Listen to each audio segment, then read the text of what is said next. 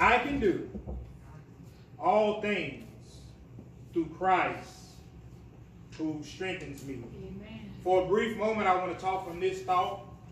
I've learned how to go through. I've learned how to go through. If you don't mind, look at your neighbor and say, neighbor, the preacher's going to talk about. I've learned how to go through.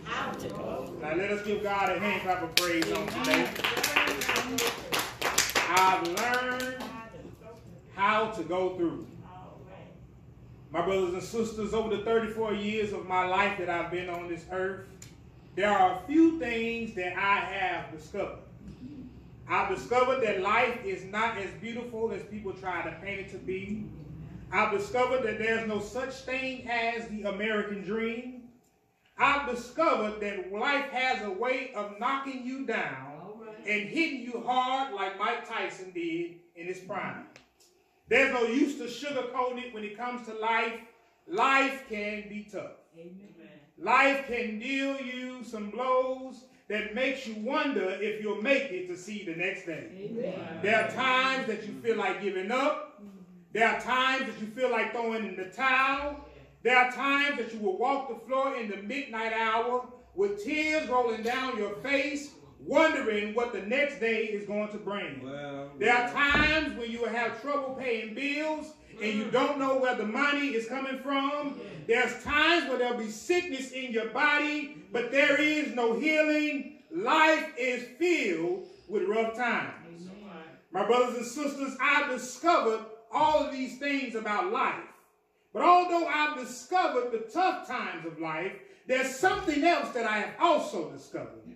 I've discovered that in spite of how tough it may be, I've discovered how rough it may be, I've discovered in spite of how troubles may come, I've learned that you too can get through it. Amen. No matter what the devil throws at you, no matter what life throws at you, if your hand is in God's hand, you can get through it. I've learned that you can get through it because Christ is the one who gives you strength. This is what Paul is clearly declaring to us in today's text. He's telling us that Jesus does not give you the strength to conquer, but Jesus gives you the strength to be content. In other words, Jesus does not always give you the strength to get through something, but what he'll do is he'll give you the strength to deal with it. There is a difference. A lot of times we get frustrated in life because it seems like things don't go the way that we desire to go. So we begin to shake our fist at God. We begin to question if this thing called life is really worth it. But when you look at the Bible, God never told you that it was always going to be sunshine. God told us that we would have troubles, but God also told us to be of good cheer because he overcome it all. So when we look at today's text, Paul is showing us how to be content. He's not using a vocabulary of achievement, but he's using a vocabulary of contentment. And I know this verse has been taken out of context time after time after time and after time. In fact, Philippians 4:13 is one of the most quoted verses of the Bible. But because so many people have taken this verse out of context, they have flipped Philippians 4:13 on top of its head. Meaning that they're declaring it means something that it doesn't even really mean. You see, Philippians 4:13 is not about personal empowerment. It's not about ambition. And it's not even about accomplishment. It's not about materialistic prosperity. It's not about career advancements. And it's not even about athletic success. Yes, Philippians 4:13, when it's isolated from the context, you can make it appear as if it's a blank check. But Philippians 4:13 is not a blank check. When it is read in context, we see that it means it's the keeping power of God. It's about being joyful, satisfied, and steadfast even when life gets hard and the circumstances of life begin to seem unbearable. In other words, Philippians 4:13 is not about winning the football game, but it's about how do you respond when you lose the football game. It's not about getting the job promotion, but it's about how do you respond when you get the layoff on the job. It's not about getting the new house, but it's about how do you respond when you lose the new house. It's not about when you get the new car off the car lot, but it's about how do you respond when that car is repossessed. Paul is trying to position us to have faith in God and to trust that God always has your best interest in mind, irregardless to what life may deal you. It's not about receiving some supernatural power that gives you the strength to accomplish anything that you desire. It's not about looking to God for strength to complete a specific task, but it's about trusting God that he is the very source of strength that you need to get through it. God is more concerned about our contentment than he is about our personal accomplishments. Make sure you heard what I said. He's more concerned about you being content than he is about you achieving something. The Bible does not teach that God will give you the strength to do whatever you set your mind to. That is not what the Bible teaches. Thank you, Lord. Paul is using vocabulary to show us to be content, not showing us that we can be he-man and she-man and do whatever it is that we desire to do.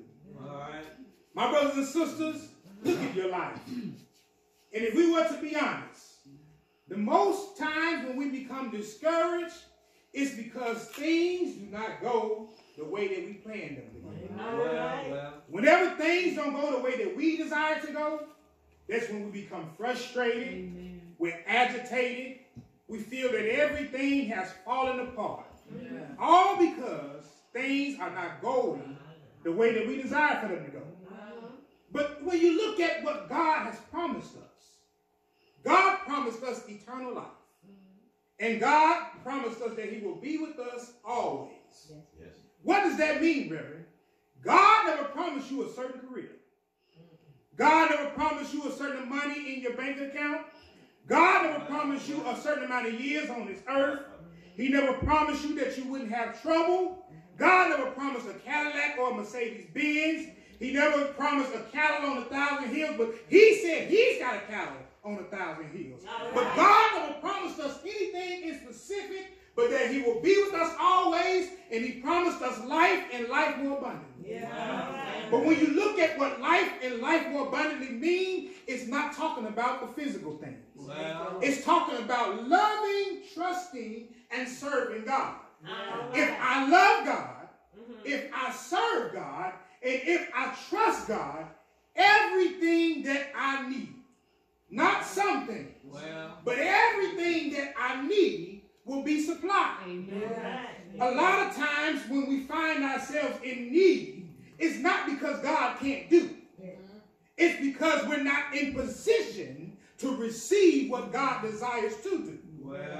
So when we look at today's text, I pray that after we leave here, we'll leave here knowing that God too can give you the strength to go through whatever life deals you.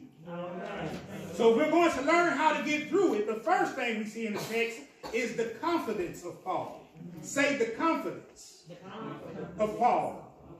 We see the confidence of Paul in this verse when he says, I can do all things. I can do all things. Paul is personally speaking, but Paul is saying, don't get it twisted. When I say I can do all things, what I really mean is that God can do all things through me. Paul is saying it is not me who does it, but it's the God in me that does it. How do you know that Paul is talking about enduring and not achieving? It's simply because I took time to read the context. When you read the context of the text, you will understand that Paul is boldly stating his ability to endure and not his ability to produce. Paul understands that there is nothing in life that he can produce on his own. But Paul understands he can endure anything if he lean and depend on God. When we look at the context, we'll understand that Paul talks about being content in every situation. Paul says, I've learned how to be content. I've learned how to go through it when I don't got nothing. I've learned how to go through it when I do have something. He says, I've learned how to face plenty. I've even learned how to be hungry. Yes. He says, I've learned how to be content irregardless to what kind of circumstance life may deal me. Yeah. And so here it is that right after Paul has talked about being content, he then says, I can do all things. Yes. Now, if anybody knows and can have confidence that they can do all things, surely it's Paul. When you look at the biography of Paul, when you look at the time standard of Paul, you will begin to see that Paul had to overcome many things. Yes, yes. Since Paul made up in his mind that he was going to serve God, let me give you a little bit of Paul's resume. All right. Since he began to serve the Lord, life has been far from easy. Life has been a strain. Life has been a struggle. Life has dealt Paul blow after blow. Yes. But what I love about Paul is when you look at the writings of Paul, you never see Paul talking about being in despair. But Paul always talks about having joy. How is it that you can go through hell and high water, but yet and still you have joy? All right now. What did Paul go through? He was whipped with 39 lashes, a total of 5 times. He was beat with rods 3 times. He was stoned once, shipwrecked 3 times. He spent the night and the day in the sea. He was in danger from rivers, danger from robbers. He was in danger from his own people, danger from Gentiles, danger in the city, danger at sea. He was in danger in the wilderness. He had to go with sleepless nights. He was weary and in pain. Oftentimes he went without food. He was left out in the cold without clothing. But here it is that Paul is still saying, I can do all things. Get this. While Paul is writing this letter to the church at Philippi, Paul is not even in the comfort of his own home. Paul is not sitting there enjoying a cup of tea. Paul is not sitting there enjoying coffee as he sits there as the light burns and he writes his pen. But my brothers and sisters, Paul is sitting in jail as he pens this letter to the church at Philippi. And even though he's sitting in jail, here's Paul saying, I can do all things. When you look at Paul sitting in jail, what you have to understand is Paul is sitting in the Romans jail. And Nero is in charge. And if you study the Bible, if you know anything about Nero, you'll know that Nero is a low-down scoundrel. Nero is somebody that does not need to be played with. What do you mean, man? Nero had a chopping block. Paul understood about Nero's chopping block, but yet and still here he is declaring, I can do all things. Paul understood that Nero hung Christians, but yet and still here it is he's saying, I can do all things. Paul understood that Nero would cover Christians with skins of beasts, and he would allow dogs to devour them and tear them into pieces. But yet it is, Paul is still declaring, I can do all things. Not only that, but Paul understood that Nero would take Christians and he would smite them with pitch. And when he put the pitch on them, he would set them ablaze and use them as human lanterns to light up his festivities. So here it is that Nero would literally put a Christian on fire so that he can light up his field so that his festivities may go on. But here it is that Paul yet and still says, I can do all things. My brothers and sisters, we've got to be like Paul. When that job lays you off, hold your head up high and say, I can do all things. When that sickness hits your body, and you don't know if you're going to be healed or not, declare like Paul, I can do all things. When it seems like friends and loved ones have walked away, stand like Paul and say, I can do all things. when it seems that life is just falling apart, stand and declare boldly like Paul, I can do all things. And the reason I can do all things is because there's no problem that's too hard for God. And if the problem is not too hard for God, that means that the problem is not too big for me. What do you mean the problem is not too big for me? I'm not God. It's because of the God in me. It's because of the God that walks with me. It's because of the God that works on me. And it's because of the God that works through me that I can handle anything that comes against me. Because I'm in God's hands. Because I'm God's child. I can do all things.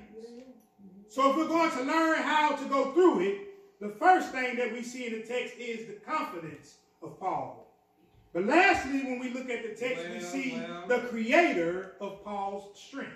The creator of Paul's strength. Paul says, I can do all things through who? Christ. Through myself? Christ. Through my money? Christ. Through my network? Christ. Through my connections? Christ. Through what I know? Christ. I can do all things through Christ, who strengthens me.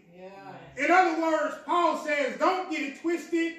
I know that I can stand with any Pharisee of the Pharisee, but that is not where my strength comes from.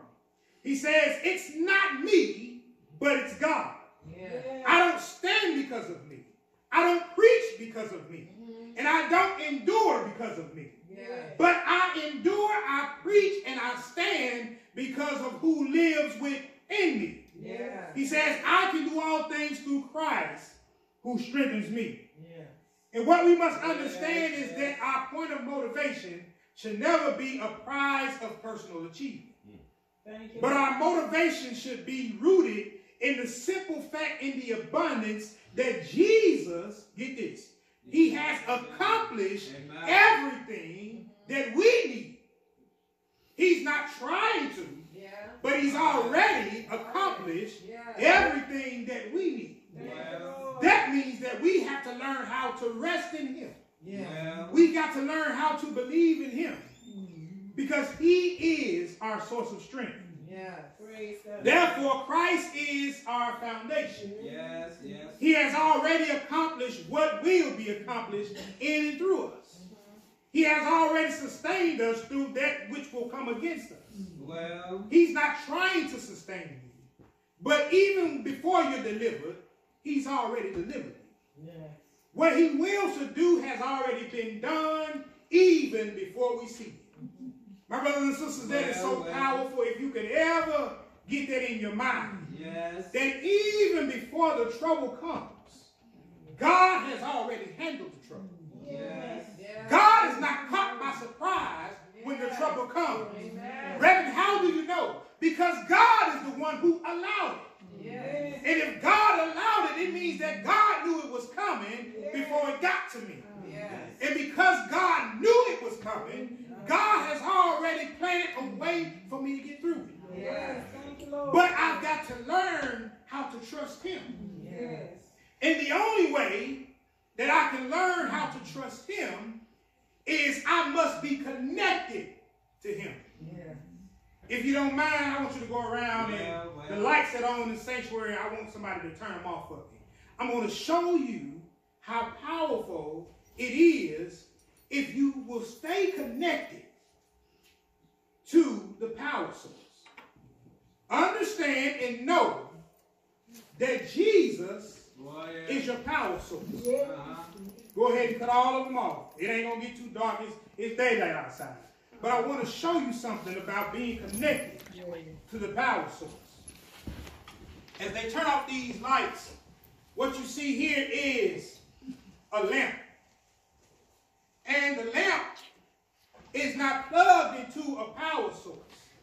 So what that means is, if I'm disconnected from God, it means that I am not connected to the power source. And because I'm not connected to the power source, when my surroundings change, I begin to blend in with my surroundings.